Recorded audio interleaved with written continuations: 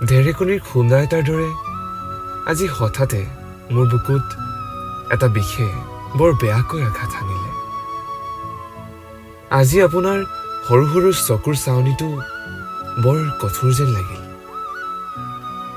মই সতেজ হৈ থকা শেৱালিক দেখিছোঁ, নিয়ৰে চুমি থকা শেৱালিকো দেখিছোঁ, কিন্তু এনেদৰে শুকান হৈ থকা শেৱালিক কোনোদিনে মোৰ দুচকুৰে দেখা নাছিলোঁ।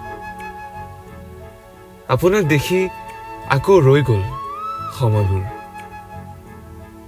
মাতো নামাতো, হাঁহো নাহাঁহোকৈ মুখৰ মাতটো যেন একেবাৰেই সৰি পৰিল। মই জানো মই আপোনাৰ অত্যন্ত অপ্ৰিয় ব্যক্তিজন। আপুনি মাতো নামাতোকৈ মুখৰ পৰা মোৰ দৰে সেই একেই শব্দ। আপুনি মোৰ বাবে শেৱালি, জোন, বৰষাৰ এখন বিশেষ চিঠি। আজি যদি ডিম্পু বৰুৱাৰ দৰে বিখ্যাত ব্লগাৰ হলোহেঁতেন, মই চাগে আপোনাক সাঁচি ৰাখিলোহেঁতেন।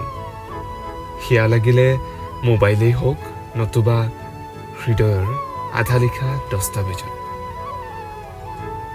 উদ্ধতাৰ পৰা অলপকৈ এটা শব্দই ওলোৱা যেন লাগিছিল, অ বুলি। নিজৰ ওপৰতে বৰ বেয়াকৈ খং উঠিছে। আপোনাৰ নামটোও নোলালেনে মোৰ মুখৰ পৰা? আপুনি ৰাস্তাটো পাৰ হোৱালৈকে পিছলৈ চোৱা আইনাখনতে চালো।